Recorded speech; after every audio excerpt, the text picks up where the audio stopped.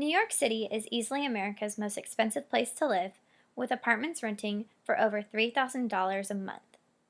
According to a New York article in the New York Daily News, New Yorkers spend over 48% of their salary on rent alone. With rent this high now, is there any way New York could ever become affordable again? Mayor de Blasio thinks that it's possible to decrease housing costs in New York and give the city dwellers a much more reasonable cost of living. I think that de Blasio's ideas could help the city and its inhabitants immensely. This will help the city to create a housing for middle class, decrease crime rates, and in turn increase the efficiency of the city overall. In the editorial, Can New York Be Affordable Again?, the New York Times editorial board makes the claim that New York of the 1950s and early 60s was far more hospitable than today's society to the working and middle class families. I agree with this statement and support Mayor de Blasio's plans to get New York back to this time. By building housing that can be rented at an affordable rate, New York will create a middle class for itself. A middle class is comprised of those between the upper class and the working class, including professional business workers and their families. With New York's current rental rates, there is only room for those who can afford to live in downtown Manhattan or opposite places like the Bronx. There is no room for a middle class whatsoever. If New York had housing at a price point somewhere between a Manhattan flat and project housing in the Bronx, this would give way to a middle class.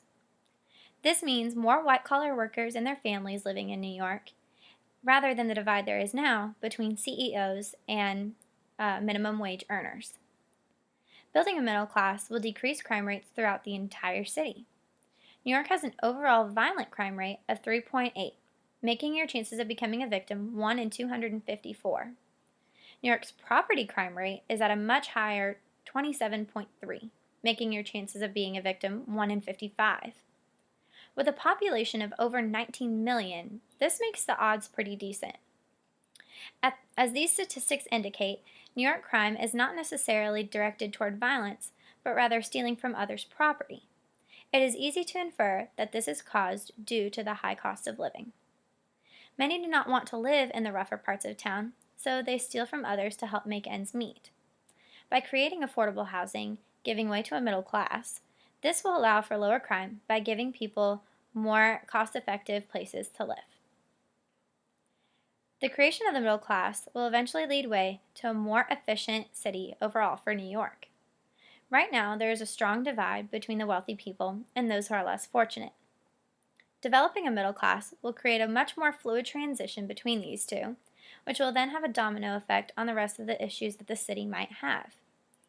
Voting is a prime example of a central issue that the middle class might solve.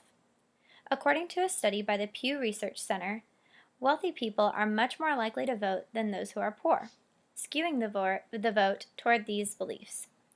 A middle class would allow for the working class individuals to be heard when it comes to some major central issues for the city. The city would also be saving money when it comes to greedy landlords and their tenants. Right now, according to the New York Times editorial, New York shells out over $36 million per year protecting these tenants from their landlords, caused because of overpriced housing. Creating reasonably priced places for these people to live would diminish this issue quite a bit and diminish the cost. Overall, Mayor de Blasio has plans to create 160,000 more units on the market and plans to make 80,000 of them affordable by 20 to 30%. While I think this number of units might be considered a bit high, I believe that with the support of the community from New York, de Blasio's plan for a better New York just might make the Big Apple a little bit sweeter.